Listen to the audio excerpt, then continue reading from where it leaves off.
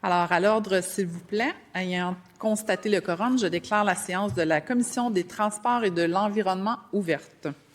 La Commission est réunie afin de procéder à l'étude du volet transition énergétique des crédits budgétaires du portefeuille environnement, lutte contre les changements climatiques, faune et parcs pour l'exercice financier 2026-2027. Une enveloppe de 45 minutes a été allouée pour l'étude des crédits. Madame la secrétaire, y a-t-il des remplacements? Oui, Madame la Présidente. M. Déragi-Néligan est remplacé par M. Kelly Jacques Cartier et M. Saint-Pierre Plamondon Camille Lorrain est remplacé par M. Arsenault Île-la-Madeleine.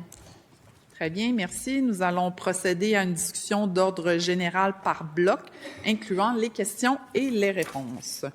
Je suis maintenant prête à reconnaître une première intervention de l'opposition officielle pour un premier bloc d'échange de 21 minutes 30 secondes. Monsieur le député de Jacques-Cartier, la parole est à vous. Merci beaucoup, Madame la Présidente. Bonjour, Madame la Ministre. Bonjour à votre équipe, l'équipe des cabinets, mais aussi à tous les fonctionnaires. Le ministère, je sais que vous avez travaillé très, très fort sur le cahier des crédits et tous les différents blocs que la ministre dans les prochaines semaines. Je sais que c'est un travail pas mal énorme. Comme un ancien conseiller politique qui a fait plusieurs études de crédit avec les différents ministres, je sais que c'est beaucoup de stress, beaucoup de travail, mais quand même, c'est un exercice qui est fondamental pour notre démocratie parce qu'on n'a pas énormément de chances, Madame la Présidente, d'échanger avec les ministres et aussi des fonctionnaires sur comment l'État a dépensé l'argent de le payeur de taxes. Alors ça, c'est pourquoi cet exercice des crédits demeure super important. Puis c'est ça. Alors, juste un grand merci à tout le monde qui a travaillé sur tous les cahiers de crédit, etc. Je trouve que ce bloc tombe bien. Ça tombe vers la fin de le mandat de ce gouvernement. Et je vais vous expliquer pourquoi, Madame la Présidente. Parce que c'est comme on revient à les débuts de le mandat de la CAQ avec un rapport qui a pas mal sévèrement critiqué un changement que le gouvernement de la CAQ a fait. Et je veux expliquer, Madame la Présidente. Je me souviens quand j'étais élu en 2018, pas mal après ça, le gouvernement a déposé un projet de loi pour réformer le Fonds vert. Et c'est vrai, en 2018, là, il y a eu plein de débats ici à l'Assemblée nationale et quand même avant sur comment le Fonds vert, comment le gouvernement a dépensé les sommes dans le Fonds vert. Puis, quand même, l'ancien gouvernement de M. Couillard était d'accord qu'il faut mieux encadrer ça. Alors, c'est pourquoi on a créé le TEC. C'était un contre-pouvoir, une instance pour s'assurer que l'argent qui est dans le Fonds vert n'est pas juste une slush fund, mais c'est bien utilisé, c'est bien dépensé, mais ça jumelle bien avec les cibles de le gouvernement pour la transition énergétique, pour nos cibles de réduire les GES, etc. Mais le CAQ a décidé d'abolir le TEC dans leur projet de loi quand ils ont réformé le Fonds vert pour changer ça en un autre nom. Le Fonds vert existe toujours, Madame la Présidente. Et bref, on a vu ça, que le gouvernement a fait plusieurs changements dans le Fonds vert. C'est plus un tiers qui est dédié au transport en commun. On a laissé le gouvernement à trancher comment on va dépenser l'argent. C'est sûr qu'ils ont dépensé beaucoup d'argent dans les dernières années sur les subventions pour les chars électriques. C'est pas une mauvaise chose. Mais on peut quand même critiquer des autres décisions qui étaient prises. Puis cette année, on a vu que le gouvernement a décidé de faire un gros transfert avec le Fonds vert, etc. Alors, une petite historique, mais c'est pas moi qui veux critiquer cette décision-là et qu'est-ce qui a été mis en place pour s'assurer qu'il y ait un succès de le plan qui a été mis devant par le gouvernement. C'est le VG et la Commission de développement durable qui a eu des constats pas mal évidents pour dire que le fonds n'est pas toujours très bien nécessairement géré, ni est-ce que les cibles sont super claires. C'est comme on a des feuilles de route qui ne matchent pas nécessairement, où c'est clair pourquoi une décision a été prise. Et je veux juste citer une chose qu'il a dit qui était super intéressant. Dans le fond, dans le cas du fonds d'électrification et des changements climatiques, c'est l'absence de documentation. Ce fait qu'on ne peut pas dire qu'il n'y a pas eu d'analyse. On dit qu'on ne peut pas se positionner sur la qualité de l'analyse, elle n'est pas documentée, puis les décisions sont peu documentées.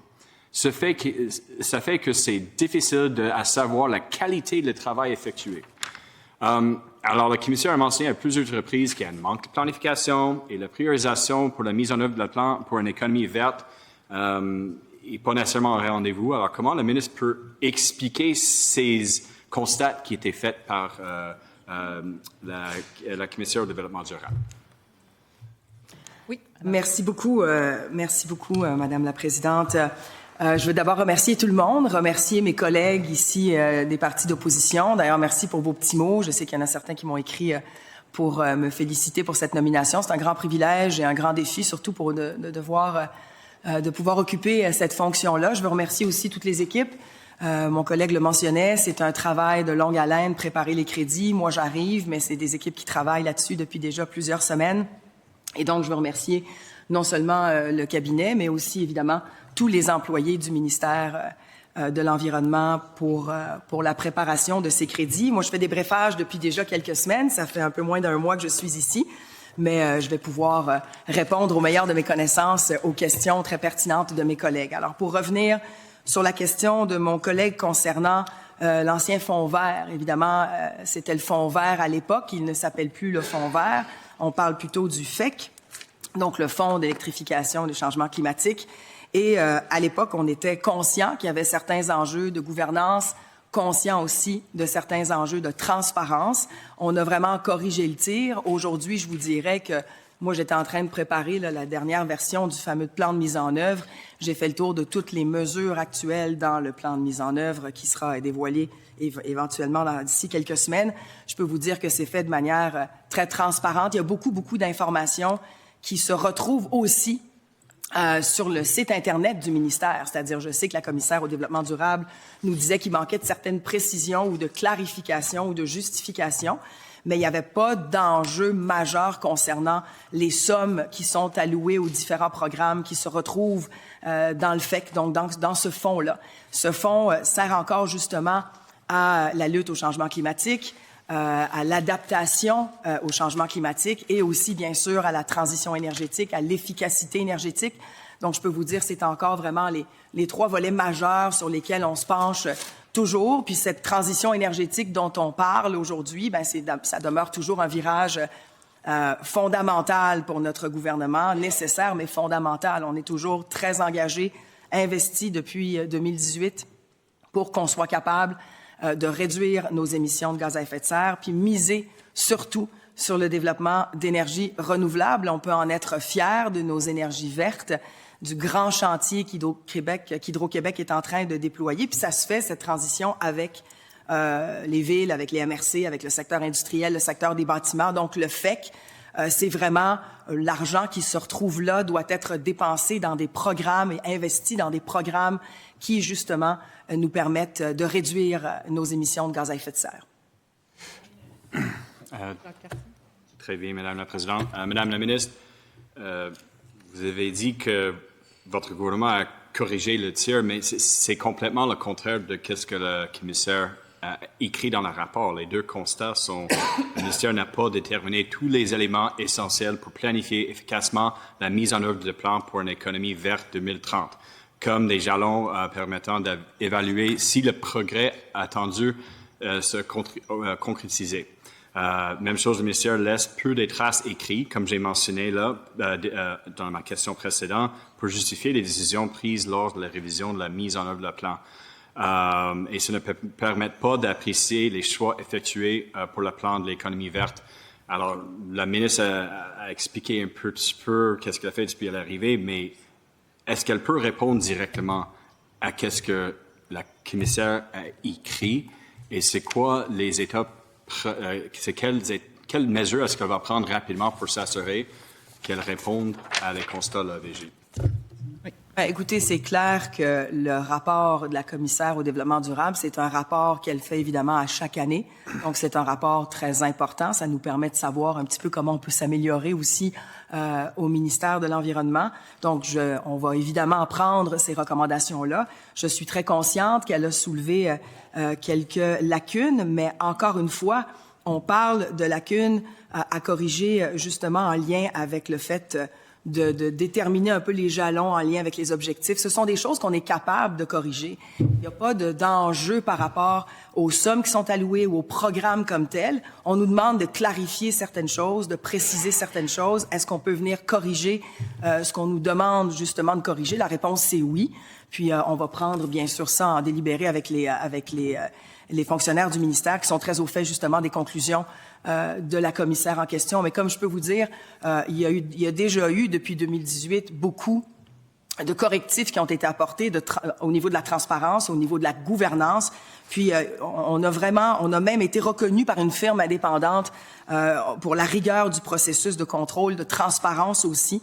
On a classé le Québec parmi les 5 meilleurs, parmi 15 chefs de file en Europe, en Amérique du Nord. Donc, je pense qu'il y a un travail énorme qui a été fait au cours des dernières années pour s'assurer justement de la transparence et de la gouvernance. C'est quand même plusieurs milliards de dollars qui sont générés par le marché du carbone qui servent justement à financer le FEC, d'où évidemment la nécessité d'avoir un processus entièrement transparent.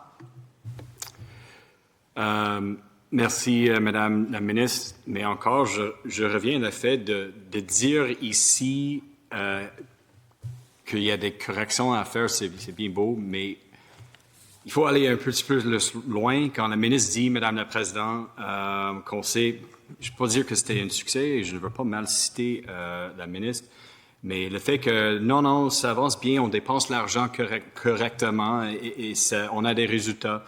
Mais comment elle peut dire ça quand la commissaire dit clairement qu'on manque la documentation de qualité pour justifier les décisions des dépenses de l'EFEC? C'est difficile à suivre. Comme d'un côté, j'ai la commissaire qui dit, honnêtement, quand je regarde qu'est-ce qui était dépensé, on ne peut pas nécessairement dire que c'était fait d'une façon pour s'assurer que le gouvernement atteigne leur cible. Et Madame la Présidente, on peut quand même aller sur le tableau de bord de le gouvernement sur les cibles de l'action climatique. Et il y a plein des échecs. Il y a plein des zones où on n'a pas le cible de 2030 qui était dans le plan de l'économie verte. On est loin d'atteindre les cibles si c'est sur le gaz de source renouvelable, si c'est sur l'énergie renouvelable dans les réseaux autonomes. Quand même, je peux regarder pour le cible infrastructure stratégique ciblée avec l'appréciation risque liée au changement climatique, 0%. Comme on peut regarder le tableau de bord, on est loin de nos cibles qui est écrit dans le plan en 2020 pour 2030. Alors, c'est évident que c'était pas nécessairement un succès, les investissements de le côté gouvernemental avec le FEC, parce qu'on est loin d'atteindre nos cibles. Alors, je suis pas nécessairement en misère, mais je suis pas d'accord avec le ministre qu'on peut juste dire, il faut faire un petit peu des modifications ici et là. Selon moi, là, le rapport de la commissaire elle allait plus loin que ça. Je ne sais pas si la ministre a des commentaires. Peut-être elle peut parler un petit peu des cibles et comment le gouvernement est loin d'atteindre les cibles qui sont écrites sur le tableau de bord sur plusieurs des différents secteurs, en agriculture, dans l'exemplarité de l'État. On peut regarder, là, on est loin d'atteindre nos cibles dans ces différents secteurs qui étaient ciblés dans le plan vert en 2020. Merci. Bien, on tient compte, bien sûr, de ce que soulève la commissaire au développement durable. On tient compte, bien sûr, des recommandations. Elle ne remet pas en question les choix qui sont effectués. Elle dit qu'il manque de traces écrites pour des actions qu'on a posées, des actions qui ont été analysées, mais elle ne remet pas en question les choix qui ont été effectués. Donc, il y a quelques actions qui comportaient des programmes phares de l'action climatique. Rouler vert, que plusieurs d'entre vous connaissent, Éco-performance aussi, industrie, le programme d'appui à la lutte contre les changements climatiques dans le secteur bioalimentaire. Bref, ce sont des programmes qui ont démontré au cours des dernières années leur efficacité. On en connaît évidemment les bienfaits. Ça a conduit ces programmes-là à la réduction de gaz à effet de serre significative dans des secteurs de transport, des secteurs industriels. Puis comme je le disais tout à l'heure, ce sont encore des secteurs sur lesquels le prochain plan de mise en œuvre va aussi miser sur des secteurs industriels, le secteur des bâtiments. On veut on veut avoir des performances, de meilleures performances énergétiques dans nos bâtiments pour justement soutenir Hydro-Québec dans son chantier de 200 milliards. Donc, je pense que c'est important de continuer tous ces programmes-là. C'est important de continuer de soutenir autant nos villes, le secteur industriel, le secteur des bâtiments, bref, les gens aussi, les citoyens, les contribuables en bout de ligne. Mais je pense qu'on va analyser évidemment ces recommandations-là. Puis comme je l'ai dit tantôt, s'il y a des améliorations à faire dans les traces écrites, comme elle le décrit la commissaire, on va faire en sorte d'être plus précis ou d'être encore plus clair dans les programmes que l'on déploie. Et dans les traces qu'on laisse en ligne, il y a quand même un tableau de bord qui est en ligne, qui dresse un portrait général de tous les efforts du gouvernement du Québec en matière de lutte contre les changements climatiques, puis il détaille aussi le suivi des cibles à ce niveau-là. Merci beaucoup, Madame la ministre. Vous avez mentionné rouler vert, mais on sait qu'il y a eu des réductions dans les dépenses de le côté gouvernemental et cela semble arriver pas nécessairement à un bon moment quand on voit le prix de l'essence exploser, mais quand même, je pense que les gens maintenant regardent, ils sont en train de regarder d'acheter un nouveau auto, de louer un auto, ils regardent probablement vers l'option électrique. Est-ce que vous pouvez expliquer les décisions de réduire le financement pour le rouler verte? Est-ce que c'était une bonne décision? Est-ce que vous êtes en train peut-être de regarder si c'est nécessaire d'augmenter les financements pour s'assurer qu'il y a un réseau puis la capacité pour les gens qui veulent switcher à un auto électrique, c'est abordable ou au minimum qu'il y ait un appui de le côté gouvernemental? Oui, je peux faire un petit bout justement sur les véhicules électriques. C'est vrai que le contexte change, on en entend parler beaucoup. Le contexte a vraiment changé au cours des derniers mois. On l'a vu avec surtout le contexte géopolitique, la guerre en Iran. On voit le prix de l'essence grimper.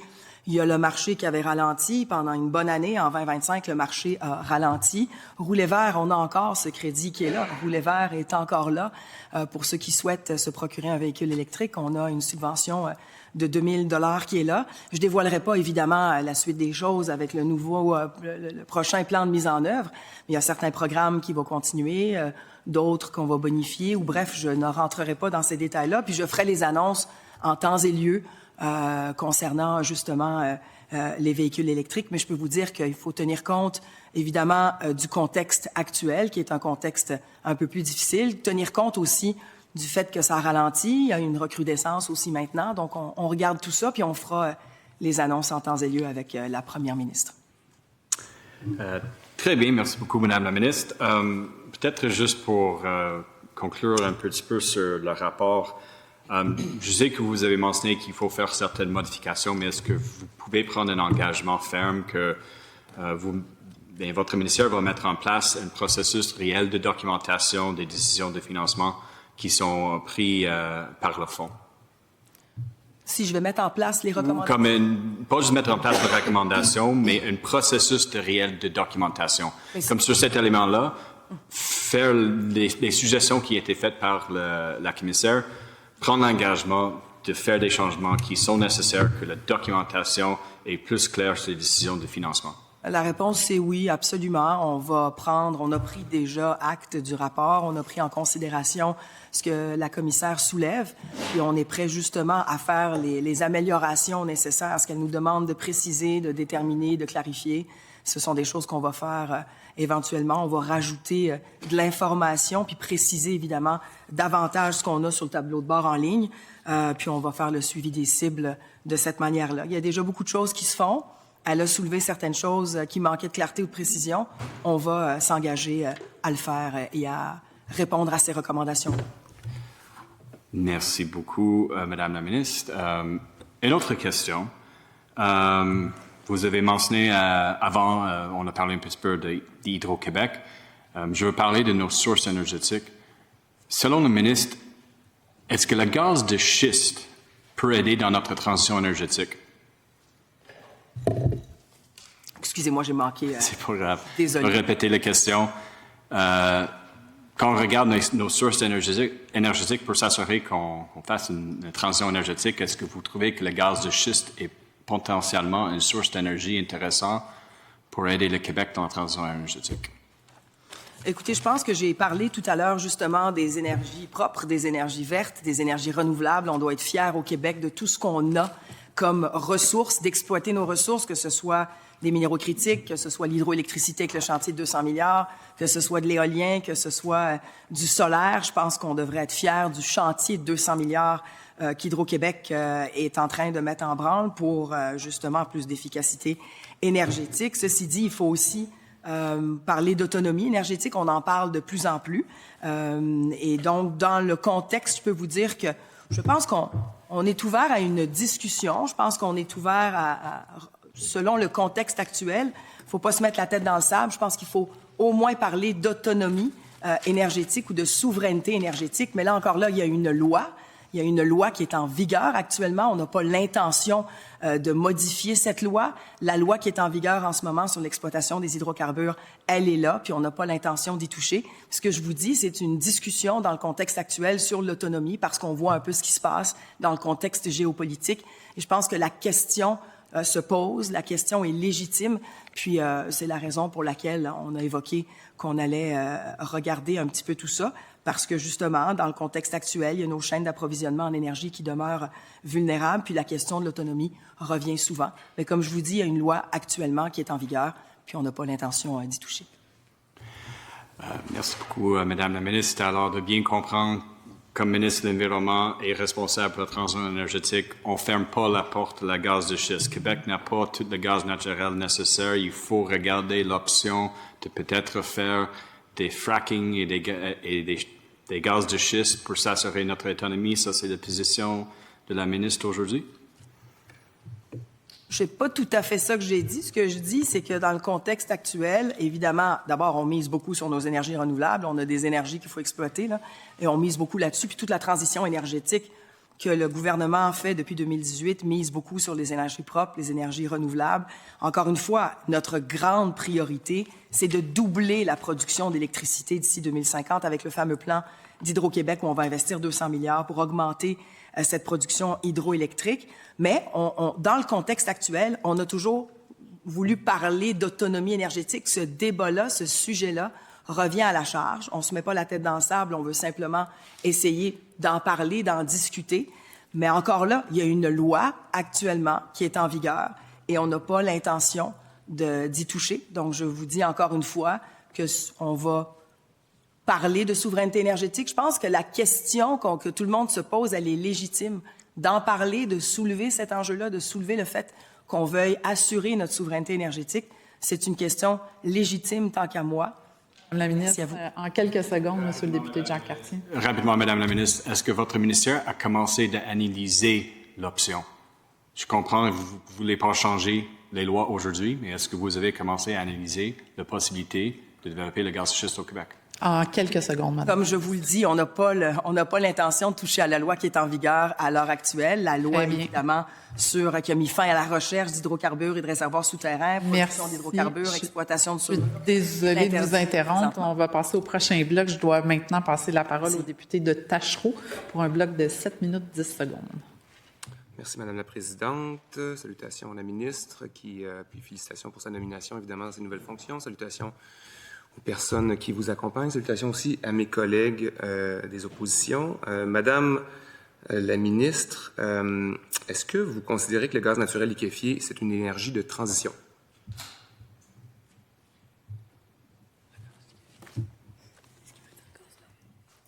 Est-ce que vous voulez parler de gaz liquéfié, c'est du gaz naturel? Le gaz naturel liquéfié, est-ce que, selon vous, c'est une énergie de transition? Ben, écoutez, comme j'ai dit tout à l'heure, je pense que vous êtes probablement sur le gaz de schiste, si je comprends bien. Là. Non. Je suis sur le gaz naturel liquéfié. Écoutez, comme je vous dis, pour l'instant, on mise sur des énergies renouvelables comme l'hydroélectricité, comme l'éolien, comme le solaire, comme l'hydrogène. On a des projets, des grands projets majeurs actuellement qui se développent. Mais en même temps, c'est des questions, je pense, pour mon collègue qui est du côté de l'énergie. Moi, mon mandat, c'est de m'occuper des évaluations environnementales de projets que nous avons. Pour l'instant, on mise beaucoup sur les énergies propres, sur les énergies renouvelables. Comme je vous l'ai dit, le plan d'Hydro-Québec, c'est celui sur lequel on mise le plus. Les minéraux stratégiques, il faut les exploiter. On a de l'éolien aussi qu'on développe à travers les projets. Merci. Merci, Madame la Présidente, de garder la proportionnalité des questions et réponses, des temps de parole. J'aimerais vous savoir, Madame la ministre, est-ce que vous avez rencontré les représentants de la compagnie Marinevest Energy? Écoutez, Marinevest, bien honnêtement, non. Puis il n'y a pas de projet de Marinevest. C'est probablement un projet qui est au fédéral actuellement. Moi, je n'ai pas rencontré personne. Il n'y a pas de projet qui est soumis au gouvernement du Québec actuellement de Marinvest. Il y a des représentants du comité exécutif qui l'ont rencontré, il y a des représentants à l'économie qui l'ont rencontré. On pense avec beaucoup d'assurance que le député de René Lévesque a rencontré les gens de Marinvest. Bref, ils sont très actifs. Mais vous me dites que vous les avez pas rencontrés. J'ai pas rencontré des gens de Marinvest, puis je n'ai pas de projet du côté du ministère de l'Environnement. Il n'est pas déposé. Je n'ai pas de projet de Marinvest au ministère de l'Environnement. Effectivement, il n'a pas été déposé officiellement. Qu'est-ce que vous pensez de ce projet-là? Je sais qu'il n'a pas été déposé, mais avez-vous une idée? Je ne vais pas répondre à une question hypothétique. J'ai pas de projet. Quand j'aurai un projet, on verra, on l'évaluera en temps et lieu, on verra ce que ça donne. J'ai pas de projet à l'heure actuelle. Je me prononcerai pas sur un projet que je n'ai pas vu, dont j'ai pas connaissance et dont j'ai pas rencontré personne. Est-ce que vous savez que le projet, tel qu'il est conçu pour l'instant, là, tel qu'il est compris, pourrait passer à travers ce qu'on appelle le triangle de feu? C'est un chemin, en fait, c'est un secteur qui est formé par la Matagami, Chibougamau, le Belle-Sur-Quévillon, un endroit qui est particulièrement sensible aux feux de forêt. Est-ce que vous trouvez que ce serait compatible de faire passer un oléoduc dans ce qu'on appelle le triangle de feu? Comme je vous le dis, c'est hypothétique. Je n'ai pas vu le projet. Je ne vais pas me prononcer sur un projet que j'ignore. C'est un projet qui n'a jamais été déposé. Je n'ai pas de projet au ministère. Je ne vais pas me prononcer sur un projet que je ne connais pas, dont je n'ai pas vu l'existence non plus. Là. Parfait, merci. Sur les gaz de schiste, la première ministre, pendant sa course au leadership, en avait parlé, avait ouvert la discussion là-dessus, malgré le fait que c'est interdit au Québec depuis plusieurs années. Puis j'ai écouté votre réponse tout à l'heure à mon collègue. À quoi ça sert d'avoir une discussion si on n'a pas l'intention d'ouvrir la loi? Ça me semble un peu contradictoire. Écoutez, je pense qu'une discussion est toujours légitime. Dans le contexte actuel, là, il y a des discussions qui doivent se faire dans toutes les sphères d'activité. On a un contexte mondial qui a changé, qui est profondément changé, qui a été bouleversé, que ce soit en énergie ou que ce soit ailleurs dans d'autres secteurs. Je pense qu'on doit être ouvert à se poser des questions. C'est légitime, à regarder un petit peu ce qu'il y en est. Alors, ce qu'on fait, c'est que quand on voit la dépendance qu'on a au marché américain, la question est légitime, la question se pose. Maintenant, comme je l'ai dit, il y a une loi qui est en vigueur à l'heure actuelle. Cette loi, je n'ai pas l'intention d'y toucher. Est-ce qu'on va avoir ce débat-là éventuellement au sein du gouvernement sur l'autonomie, la souveraineté énergétique? Probablement, mais comme je vous dis, à l'heure actuelle, il y a une loi qui est en vigueur. Cette loi nous empêche d'explorer, a mis fin à la recherche et à l'exploitation des hydrocarbures. Puis comme je le disais tantôt, j'ai pas l'intention de toucher à ça. Lorsque vous étiez à l'Institut économique de Montréal, vous avez affirmé à plusieurs reprises que le Québec était assis sur une véritable mine d'or en refusant d'exploiter son gaz naturel. Aujourd'hui, vous êtes la gardienne de la loi qui interdit cette exploitation-là. Est-ce que la ministre de l'Environnement considère toujours que notre sous-sol est une mine d'or, qu'il faudra bien finir par ouvrir, ou est-ce que vous reconnaissez que cette ressource-là doit rester dans le sol pour respecter nos cibles climatiques? Moi, ce que je vous dirais, c'est que depuis que je suis arrivée à l'environnement, mon constat, c'est de toujours trouver un équilibre entre l'environnement, les gains environnementaux, la protection de l'environnement, de toutes les sphères d'activité, pas juste la lutte au changement climatique, mais quand on parle en adaptation, quand on parle en efficacité, de transition énergétique, on doit toujours être capable d'avoir un équilibre, puis de toujours chercher l'équilibre entre la protection de l'environnement et la création d'emplois. Et c'est ce que je m'attelle à faire et c'est ce que je m'attarde à faire sur les projets qui me sont présentés. Les projets, il y a des processus d'évaluation environnementale sur plusieurs projets actuellement. Vous connaissez probablement mieux que moi le rôle du BAP. Alors, je vais toujours maintenir cet équilibre-là au sein du ministère. Est-ce qu'on n'aurait pas, selon vous, à déplacer, maintenant que vous êtes ministre de l'Environnement, à déplacer cet équilibre-là? Quand on a rencontré les acteurs lors des consultations sur la révision des cibles de GES au Québec, c'était votre prédécesseur, maintenant à l'économie, la plupart des gens disaient que investir dans les énergies vertes, et non pas les énergies fossiles, c'était une opportunité d'avenir. Est-ce qu'il n'y a pas là à rééquilibrer justement en faveur de l'économie verte plutôt que de rester encore dans le fossile? Je pense que le bilan du gouvernement du Québec, j'en suis fière, là, je suis pas gênée du tout de vous parler du bilan du gouvernement. Si j'avais plus de temps, j'aurais pu vous parler de tous les programmes puis de toutes les cibles, puis en même temps de tout ce qu'on fait en économie verte. On devrait être fiers. Quand je me promène à l'étranger, on nous en parle du bilan du Québec, puis on nous parle de nos mesures puis de nos programmes. Je pense qu'on peut être fiers de ce qu'on fait en transition énergétique. Comme je le disais en tout début de crédit, ça demeure essentiel à la transition. Puis en même temps, il faut accompagner tout le monde, pas juste les villes, pas juste le secteur industriel, mais le secteur des bâtiments. Il faut aider Hydro-Québec à être capable justement d'aller faire son chantier de 200 milliards. On est aussi pour ça. Fait que la transition est bien entamée, puis on continue. J'aurais une petite question en terminant. Vous parlez de l'étranger. Oui, merci. Le Québec est coprésident de l'Alliance Beyond Oil and Gas Alliance. Est-ce que c'est pas un peu contradictoire d'être coprésident de cette alliance-là, puis en même temps avoir une discussion, proposer une discussion sur les gaz de schiste? Je suis vraiment désolée, ça va être une réponse très courte, on est secondes. on est coprésident, puis on va rester coprésident. Je pense Merci. que c'est des engagements qu'on a eus il y a quelques années, puis on est là. Merci, je suis désolée. Merci. La gardienne du temps. Maintenant, nous passons au bloc, le député des Îles-de-la-Madeleine, pour 7 minutes 10 secondes. Merci beaucoup, Madame la Présidente. Je salue la ministre, mes collègues et tous les membres de l'équipe ministérielle. Je vais poursuivre sur le gaz de schiste. En fait, je veux comprendre, puis je vais peut-être poser une question qui a déjà été posée, mais est-ce que la ministre considère que le gaz de schiste est une énergie de transition? Écoutez, comme je l'ai dit tout à l'heure, on parle beaucoup de la chaîne d'approvisionnement, on parle beaucoup du fait qu'on a besoin d'une certaine autonomie énergétique. Je pense que c'est une question qui a été soulevée par des experts, par des gens au cours des dernières semaines dans les médias. On en a entendu parler. Alors, pour l'instant, je n'ai pas l'intention de toucher à quoi que ce soit. Tout ce que je vous dis, c'est qu'il y a une discussion peut-être à avoir sur la souveraineté énergétique, sur l'autonomie énergétique. On a beaucoup de ressources chez nous à exploiter. Alors, avant d'aller là, moi, on ne va pas forer demain matin, là, si c'est la question à laquelle vous voulez que je réponde. C'est pas du tout le cas. Mais je pense que ce sont des questions légitimes qu'on doit se poser. Mais ceci dit, on a une transition énergétique qui est bien entamée, puis on va continuer dans cette même lignée. Puis avec le prochain plan de mise en œuvre qui sera dévoilé d'ici quelques semaines, vous allez voir qu'il y a quand même encore une fois. J'aimerais quand même savoir si la ministre a consulté les citoyens de sa circonscription Repentigny, parce que sa prédécesseur, Mme Lavallée, s'était opposée fermement à l'adoption de la loi 106 par le gouvernement Couillard, en disant qu'il n'y avait pas de consensus social sur les gaz de schiste, qu'il y avait une inquiétude très, très grande de la part de sa population, de ses commettants, sur la question du gaz de schiste, la contamination possible des nappes phréatiques. Est-ce que vous avez consulté vos citoyens là-dessus? Écoutez, j'ai pas consulté personne encore parce que la discussion n'a pas été entamée. Est-ce que c'est une discussion qu'on aura de manière plus élargie sur l'autonomie énergétique? Ça implique évidemment tout le panier énergétique, PGIR. Je pense que vous êtes plus familier avec le PGIR que moi.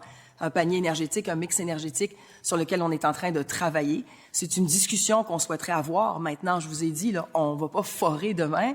On n'est pas là du tout. Puis il y a une loi qui est en vigueur. Il y a une loi actuellement qui est là. C'est pas l'intention d'y toucher à l'heure actuelle. Donc la ministre est ouverte à rouvrir le débat, mais sans savoir s'il y a un consensus social, même pour rouvrir le débat, parce que la loi sur les hydrocarbures qui a été adoptée là, sur l'exploitation et l'exploration, elle ferme le débat. Vous voulez le rouvrir? Je n'ai jamais dit qu'on rouvrirait le débat. Ce que je vous dis, c'est qu'il y a des questions qu'on peut se poser sur la souveraineté énergétique, sur l'autonomie énergétique, vu la dépendance qu'on a au marché américain notamment. Donc, c'est la discussion qu'on doit avoir. Et comme je vous dis, il y a une loi à l'heure actuelle qui nous empêche d'aller là et qu'on va respecter. La loi qui est en vigueur, je n'ai pas l'intention d'y toucher. Merci. Je vais aborder la question du rapport de la commissaire au développement durable à mon tour.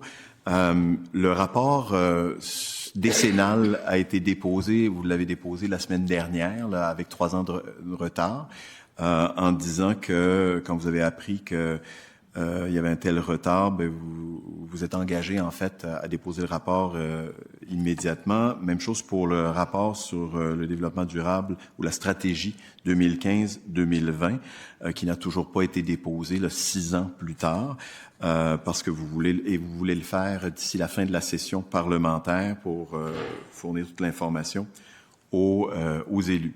C'est ce que vous avez déclaré là, jeudi dernier. Dans le rapport que vous avez déposé sur les 10 ans, les 10 dernières années de l'application de la loi sur le développement durable, il est inscrit que, en fait, si on n'a pas déposé le rapport sur la loi, c'est parce qu'on était en train de développer le plan qui allait suivre. Puis si on n'a pas développé non plus, si on n'a pas déposé le rapport sur le plan quinquennal, c'est parce que le délai apparaît trop court pour le faire. mais en même temps, on reconnaît que le fait de ne pas déposer de rapport, ça nuit à la crédibilité de la démarche gouvernementale et ça n'incite pas l'administration à accélérer l'intégration du développement durable dans ses pratiques de gestion. C'est la page 10 du rapport que vous avez déposé. Qu'est-ce qu'on doit en comprendre? Est-ce que vous avez l'intention de mettre le ministère au pas pour qu'il remplisse ses obligations face à la loi? Ou vous allez accueillir la proposition de vos fonctionnaires, c'est de remplir des bilans et des rapports au-delà des 5 ans, c'est-à-dire de donner plus de temps pour ces rapports-là? Écoutez, la question est très large, puis je vais y répondre depuis le début par ordre chronologique, là, rapidement. Je vais essayer de faire ça rapidement, mais quand on m'a avisé que les rapports étaient en retard quand je suis arrivée, j'ai communiqué avec mon sous-ministre qui est à ma gauche ici. C'est inacceptable qu'il y ait des rapports qui ne soient pas déposés. Il y a une reddition de comptes, il y a des obligations légales. On en a discuté. Ils comprennent très, très bien que c'est un enjeu inacceptable. Ceci dit, la reddition de comptes arrivait au même moment où on avait à renouveler la stratégie justement sur le plan de développement durable. Donc, il y a un accompagnement qui se fait auprès de 110 ministères et organismes. Ceci dit, ça n'excuse en rien le fait qu'il y a une reddition de comptes puis une obligation de reddition de comptes. C'est la raison pour laquelle j'ai demandé à ce que le premier rapport soit déposé. C'est la raison pour laquelle aussi le deuxième rapport sera déposé, et je m'engage à ce qu'il le soit déposé avant la fin de la session. Donc, je suis d'accord avec vous. Ce n'est pas acceptable. On a des responsabilités et des obligations légales. Et donc, j'ai transmis toutes ces informations-là et mes préoccupations, mes fortes préoccupations par rapport à ce comportement-là de ne pas déposer des rapports. Je pense que le sous-ministre et ses équipes ont très bien compris. D'ailleurs, le premier rapport a été déposé. Il était déjà prêt. Il était déjà ficelé. On l'a déposé et on déposera l'autre avant la fin de la session. Mais comment réconcilier cette volonté-là d'être plus strict sur les rapports alors qu'en décembre 2025, il y a des allègements réglementaires ou administratifs qui ont été décidés, on le lit dans le rapport de la commissaire, là, sur le choix du format de reddition de compte, non plus l'obligation d'utiliser un fichier de reddition de compte, l'évaluation de la qualité des plans d'action n'a pas à être faite, même plus la publication des résultats sur le site gouvernemental québec.ca. Ça va se faire maintenant, l'adhésion aux attentes de participation sur une base volontaire sans obligation.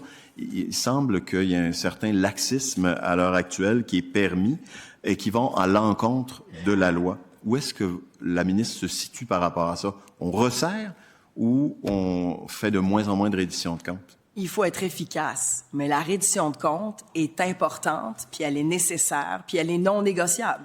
La reddition de comptes, il y en a. Les rapports quinquennaux, puis les rapports, ceux qui n'ont pas été déposés, c'est une part de rapport, mais il y en a d'autres rapports qui se font à l'année longue. Là. Il y a des redditions de comptes. Merci beaucoup. Je suis désolée, le temps est écoulé. Je cède maintenant la parole au député de Richelieu pour 7 minutes 10 secondes. Oui, merci beaucoup, Madame la Présidente, Madame la Ministre, bonjour. Salutations aux collègues des oppositions également, aux personnes qui vous accompagnent, Madame la Ministre. Je les salue et c'est avec une joie à peine dissimulée que je me joins à vous pour cet exercice parlementaire important qu'est l'étude des crédits, une étape qui fait suite au dépôt du budget et pour laquelle étape, je sais qu'il y a beaucoup de préparation de la part de vos équipes qui sont nécessaires et pour vous également, Madame la Ministre. Alors, je pense que c'est un moment qu'on doit prendre avec beaucoup de sérieux. J'ai écouté les échanges avec attention des collègues. J'ai écouté vos réponses, Madame la Ministre, et tout comme vous, je pense qu'on doit se réjouir, se féliciter de notre performance au niveau environnemental au Québec. On n'a pas aucune raison, Madame la Présidente, d'être gênée de nos résultats environnementaux au Québec. Au contraire, Madame la Ministre disait que lorsqu'elle est qu'elle voyage, elle se fait parler beaucoup du Québec et de notre position enviable au niveau environnemental, au niveau des États en Amérique du Nord, toutes les provinces du Canada, mais également aux États-Unis. Si on se compare, Madame la Présidente, j'ai pas besoin de vous rappeler à quel endroit on se situe. J'ai vécu la même genre de commentaires, Madame la Présidente, lors d'un voyage d'une délégation en Wallonie avec nos amis wallons en Belgique, où on visitait une centrale électrique qui était à leur échelle assez importante pour la nôtre minuscule, je le dis en toute gentillesse. Puis je me rappelle, parce que ça me vient en tête, le directeur de la centrale nous avait parlé aux parlementaires québécois avant d'aller nous montrer leur salle des commandes où des ingénieurs étaient en place, puis il nous disait, s'il vous plaît, écoutez-les, mais faites attention parce qu'ils vont peut-être vous poser des questions, comment on fait pour immigrer au Québec, parce qu'ils tripent sur notre performance environnementale, puis surtout sur la Manic et nos grandes centrales hydroélectriques. On est un peu, si on veut, des genres de modèles à suivre pour eux, parce qu'on est des chefs de file dans ce domaine-là. Bon, un long détour, Madame la Présidente, puisqu'on parle de transition énergétique. Puis, depuis notre arrivée au gouvernement, il y a plusieurs programmes qui ont été déployés par notre gouvernement pour réduire notre empreinte carbone, mais aussi pour aider les Québécois sur le plan financier à tendre vers cette transition. J'ai plusieurs programmes en tête. Là. Je me suis pris quelques notes Éco-Performance, Réno Climat, des programmes d'Hydro-Québec comme Chauffer vert, Logivan, Novo Climat, et également ce qui concerne les véhicules électriques, les véhicules hybrides, qui ont, Madame la Présidente, non seulement la cote auprès des automobilistes québécois, surtout, d'ailleurs, en ce moment, ce qui a trait au contexte géopolitique, et on voit la fluctuation du prix de l'essence. Puis loin de moi, Madame la Présidente, là, moi, je ne suis pas de ceux qui je suis propriétaire d'un véhicule électrique, mais je ne suis pas de ceux qui poussent à tout prix ou qui, quand je parle avec des membres de ma famille qui ont des véhicules à essence, qui disent « Non, t'as pas compris ». Je pense que chacun doit avoir quelque chose qui respecte ou qui tient compte de sa réalité. Je parlais avec mon collègue tout juste à côté de moi, qui représente une magnifique circonscription. Puis, je le rappelle, Madame la Présidente, la superficie de la circonscription de mon collègue à elle seule est plus grande que le reste du Québec, hein, si je ne me... 52 % si je ne me trompe. Alors, tout ça pour dire, Madame la Présidente, d'une manière un peu maladroite, c'est qu'il y a une réalité qui est propre aux citoyens du comté que mon collègue a le plaisir de représenter, qui est assurément différente d'un comté qui, par exemple, se trouve dans l'île de Montréal ou chez moi, dans Richelieu, à Sorel-Tracy et les environs. Mais quand on fait la réflexion, autant au niveau environnemental que de transition énergétique, Madame la Présidente, ça devient un incontournable, pour ne pas dire un no-brainer pour nous, le peuple québécois, pour la nation québécoise. On importe le pétrole qu'on doit utiliser dans nos véhicules, mais on produit nous-mêmes l'hydroélectricité dans les véhicules qu'on utilise électriques sur notre territoire. Bon, Madame la ministre, après ce long préambule, je me tourne délicatement vers vous parce que je vous parlais de rouler vert et je sais qu'il y a plusieurs mesures que le gouvernement a en place pour encourager, entre autres, je vous parle des véhicules, mais l'installation de bornes également, Madame la ministre.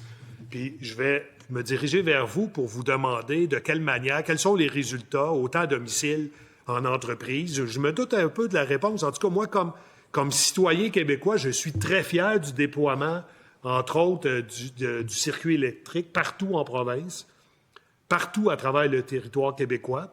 Puis je m'excuse, Madame la Présidente, de vous amener une autre anecdote personnelle, mais j'ai dû me rendre à Halifax en voiture électrique dans la dernière année. Sur le territoire québécois, c'était fantastique. On ne se pose même pas la question là, de quelle manière on va procéder à la recharge de notre véhicule. Quand j'ai traversé au Nouveau-Brunswick, c'était encore correct. Puis j'utilise le mot correct avec un petit C majuscule. Puis rendu en Nouvelle-Écosse, là, ça commence à être plus tough un peu, dans le sens qu'on commence à aller chercher un petit peu. Fait que, Madame la ministre, je me tourne vers vous. Qu'en est-il des résultats dans le déploiement roulé vert, mais pas les véhicules, mais ce qui a trait aux bornes électriques? Est-ce qu'on a des résultats qui sont concluants? Oui. La parole est à Madame la ministre, mais elle ne sera pas proportionnelle au temps que le député a pris. Donc, vous avez 1 minute pour répondre à la question qui a eu un préambule de 6 minutes 10 secondes. D'accord, je vous remercie. Ben oui, c'est un programme dont on est très fiers. C'est un programme roulé vert avec lesquels on atteint des cibles très, très, très encourageantes. C'est un programme qui, depuis 2012, a permis l'installation d'à peu près près de 200 000 bornes à domicile, 16 000 bornes en milieu de travail, 22 000 bornes dans des bâtiments multilogements. Ce sont des données au 31 janvier 2026. Puis le déploiement, bien sûr, se poursuit. Il va bien. En date du 31 décembre 2025, on était à peu près à 30 000 points de recharge publics en tenant compte, bien sûr, qu'il y a des bornes subventionnées là, dans le milieu de travail, donc environ 2650 points de recharge rapide. Donc, on est à plus de 38 000 bornes, puis on va continuer. Je sais que c'est l'engagement aussi de la première ministre de continuer ce déploiement, puis de soutenir autant nos entreprises que les contribuables, donc les citoyens. Donc, dans le plan de mise en œuvre, on prévoyait déjà plus de 800 millions exclusivement dans le plan de 25-30, puis on va continuer avec le déploiement. Merci, Madame la Présidente. Merci beaucoup, Madame la Ministre. Alors, merci, chers collègues. Compte tenu de l'heure, la Commission ajoute ses travaux au mercredi 27 mai 2026, où elle entreprendra l'étude du volet environnement, lutte contre les changements climatiques, faune et parcs, des crédits budgétaires du portefeuille environnement, lutte contre les changements climatiques, faune et parcs. Alors, merci beaucoup.